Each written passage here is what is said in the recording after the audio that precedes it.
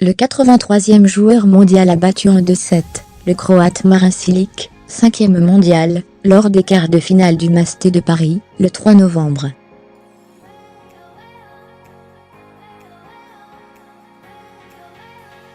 Le monde /vertical.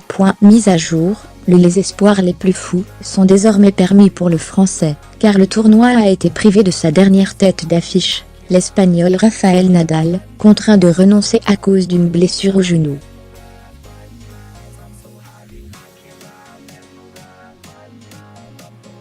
Dans sa deuxième demi-finale de Masters 1-0-0-0 après Cincinnati en 2014, Julien Benneteau, 83e mondial, affrontera le 22e ou le 39e, c'est-à-dire soit l'Espagnol Fernando Verdasco, à peine plus jeune que lui, 33 ans, soit l'Américain Jack Sock.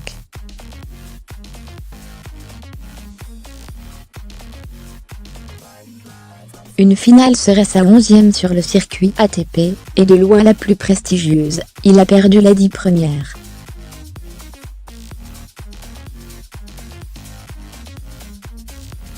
L'autre affiche opposera l'Américain John Isner, désormais favori pour le titre, en tant que 14e mondial, et l'inconnu serbe Filip Krajinovic, 77e mondial, inqualifié, bénéficiaire du retrait de Nadal.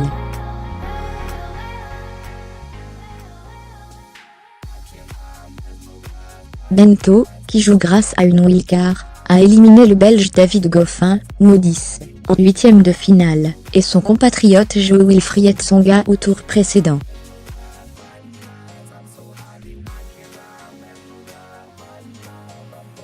Il est le premier Français à atteindre les demi-finales en bénéficiant d'une invitation depuis Michael Laudrup en 2012.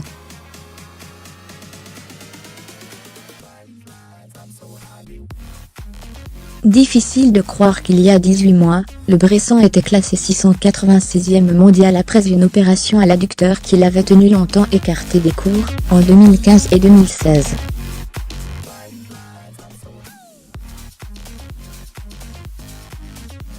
Ce joueur qui a longtemps figuré parmi les meilleurs Français, il a été 25e mondial en 2014, ne s'est pas découragé.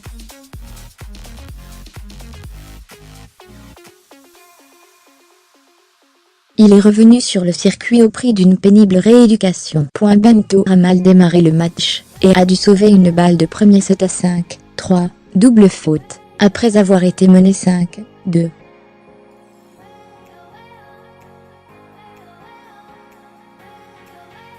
Il a complètement retourné la situation en résistant du fond du court.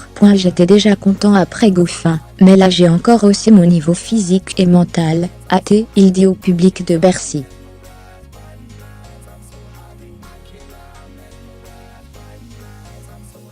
Cette victoire intervient alors que le joueur a annoncé, lundi, qu'il disputait son dernier tournoi à Bercy.